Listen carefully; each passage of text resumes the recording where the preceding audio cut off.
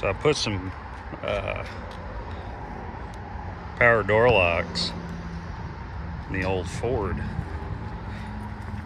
and it had the option to this shit's slick, man.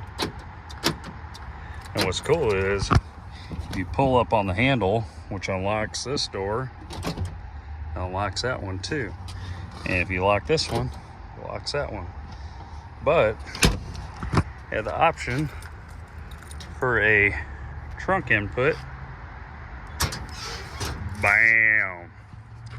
Look at that shit.